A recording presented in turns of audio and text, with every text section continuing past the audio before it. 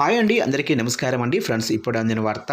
ఇక గ్రామ వార్డు సచివాలయాలకు ప్రభుత్వం కొత్త ఆదేశాలు అంటూ అప్డేట్ అయితే రావడం జరిగిందండి.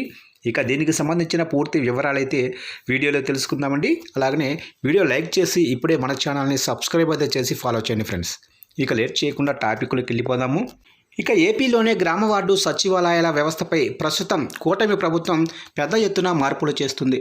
సిబ్బంది మార్పులు, బాధ్యతల పునర్విభజన తర్వాత ఇప్పుడు మరో కీలక నిర్ణయంతో రెవెన్యూ శాఖకు భారీ షాక్ ఇచ్చింది.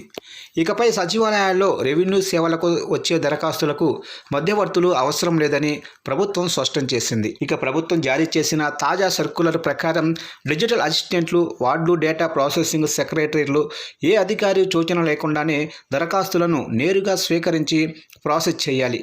కొన్ని సచివాలయాల్లో వీఆర్ఓ, RRS సర్వేయర్ల అనుమతి లేకుండా దరఖాస్తులను తీసుకోవటం లేదన్న ఫిర్యాదులు రావడంతో ఈ చర్య తీసుకున్నట్లు పేర్కొంది.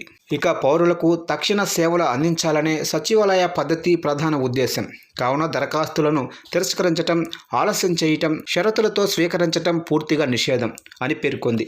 ఇకపై సచివాలయానికి వచ్చే ప్రతి పౌరుడి రెవెన్యూ సేవా దరఖాస్తును డిజిటల్ అసిస్టెంట్లు, WEDPSలు వెంటనే నమోదు చేసి ప్రాసెస్ చేయాల్సిందే. ఆ ఆదేశాలు ఉల్లంఘించిన సిబ్బందిపై కఠిన చర్యలు తప్పవని ప్రభుత్వం స్పష్టం చేసింది. ఇక జిల్లా కలెక్టర్లు, GSWS అధికారులు, DDOలు, MGO, UGOలు తమ పరిధిలోనే సచివాలయాల్లో ఈ ఆదేశాల అమలు ఖచ్చితంగా జరుగుతున్నట్టు పర్యవేక్షించాలని ప్రభుత్వం ఆదేశాలు తెలియజేశాయి.